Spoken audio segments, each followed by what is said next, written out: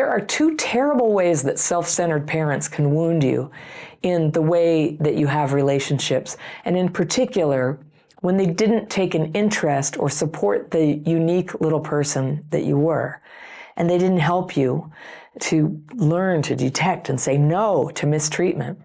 And if this has happened to you, you may find yourself struggling to have friends, and when you do get a friend, you'll tolerate terrible treatment from them and end up believing it's your job to hide that it hurts you. Have you done that? In fact, it can prevent you from seeing that this is a bad person and you need to get away. But your trauma will tell you the problem is you. My letter today is from a woman I'll call Ranette, and she writes, "Hello, crappy childhood fairy. I was wondering if you could give me advice on how to deal with guilt and shame over the end of a friendship." She says, "I met Ethan through a mutual friend and we hit it off. He was interesting, kind, and artistic, and we became good friends during the pandemic, talking over the phone at least once a week." I've got my fairy pencil so I can circle things I want to come back to, like the pandemic. Didn't all kinds of crazy things get kind of grooved into our habits back then? Okay.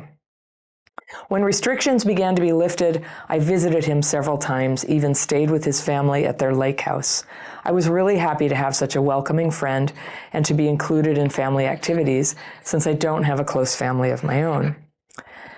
After about a year and a half of being good friends, Ethan started to grow more distant. I remember saying, I think our friendship is sort of fading, which he didn't really respond to. He would stop returning my calls and not answer my texts, or he did so sporadically. It was a huge change from the past.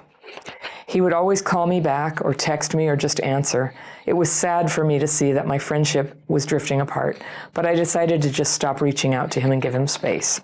Okay?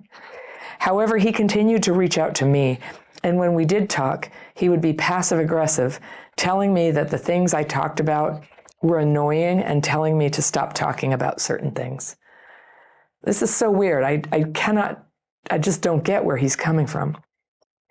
"The original mutual friend who had introduced us became a source of annoyance to him, and he would say horrible things about her to me.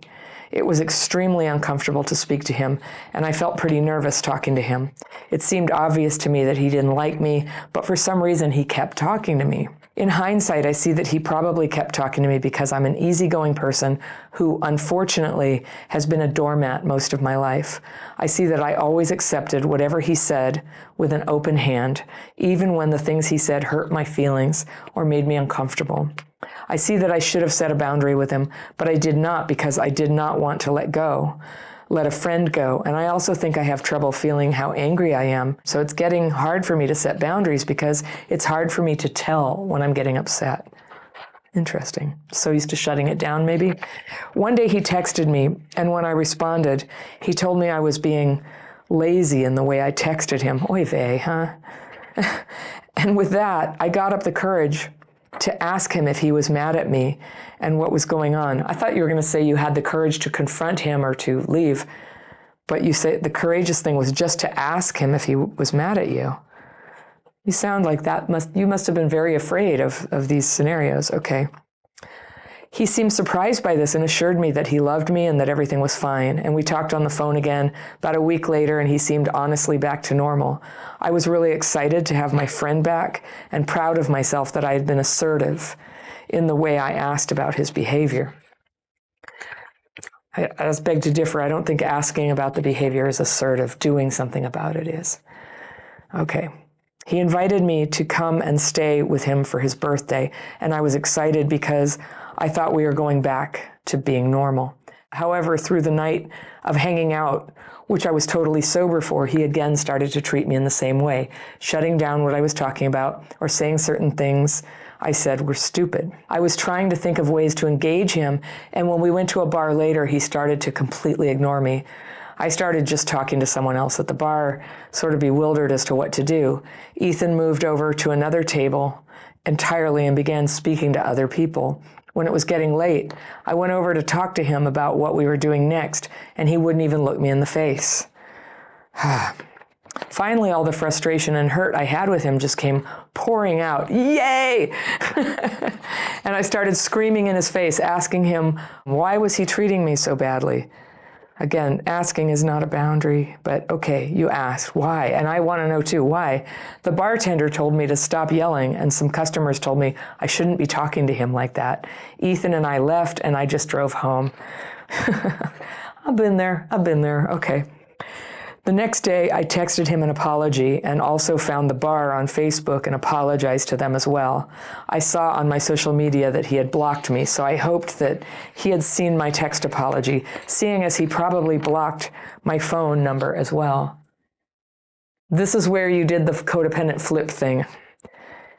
I don't know if it's codependence, but a shutdown flip. You flipped. And all of a sudden your mind says, oh, this is me. I'm the one who has to apologize. And I agree, screaming, definitely apologize to the bar. I love you for doing that. That's so responsible. But your friend had it coming. He had it coming. What he was doing is so terrible. I can't even guess, like, what's wrong? Is he got a mental illness? Is he totally high on something ugly? I don't know.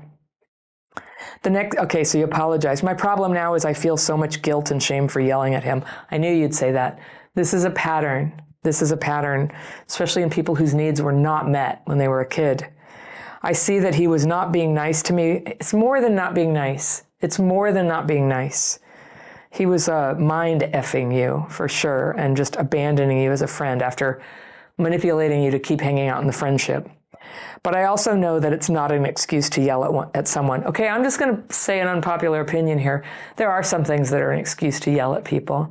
And it's better that you should express your anger about a wrongdoing than stuff it down and keep teaching yourself to gaslight yourself that it's okay and it's just your fault.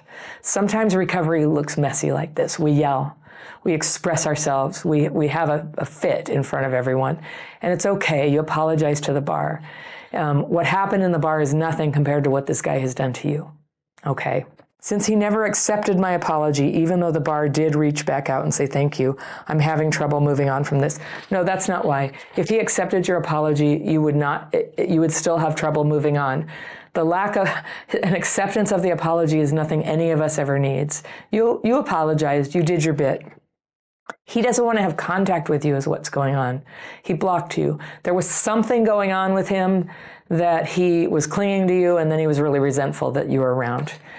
I don't think it had anything to do with you. If you really want to, just do some self-examination. Was there anything did you have covert feelings of romance for him that you wouldn't cop to? Was that going on? That could make a person uncomfortable. Were you having expectations of him or a tit for tat that you thought if you were really nice to him, he should be really nice to you? That can make a person uncomfortable. But whatever you did, just being yourself, what he gave back to you was crap. This is not a good friend for you. You already did more than enough by apologizing. You asked me my opinion. That's what I think. You're having trouble moving on because you have unprocessed trauma. And the shame and the feeling of pressure and the fear there's someone out there in the world that I've hurt and who probably hates me. You know what? On behalf of all of us, and in the comments, people will join me, let him hate you. Let him run away screaming and never come back. He's a jerk.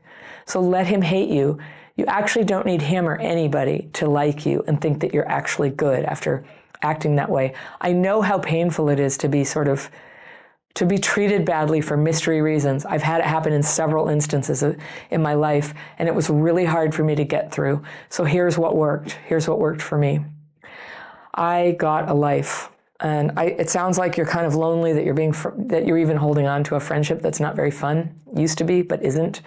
And you need a life. You need joy in your life and friends and people who love you as you are and who get you and who enjoy the same things and who can be trusted if you go to a bar or meet their family or whatever you do, that who they are when you're together is who they were when they said that they would like to get together and not have this huge personality flip. That's emotional abuse. And unless we find out he has some sort of grave mental illness, that's emotional abuse. So everyone in the comments, if you have experience with such a person, tell us about it. This is baffling me. What do you think it is? And a whole bunch of people, they're automatically going to go to narcissism. I don't know. I'd like to hear insight about this. If you've dealt with somebody, did you find out what was going on? So as always, we are kind and supportive to our letter writers. They've asked us for our help. When you're finding new friends, A lot of people who had trauma in the past struggle with this a little bit. There's just kind of a built-in feeling of weirdness about connecting with people. Like it feels sometimes like we just don't know what's going on, or why does everybody else seem so friendly? Why do I feel left out? You sound to me like somebody who has that symptom. So one of the things we can do to strengthen our ability to make friends is to learn friendship skills. And it's very practical. You know me, I like practical tips, and I give away free PDFs with practical tips. So how to have stronger friendship skills. You want to check it out? You can download that right here, and I will see you very soon.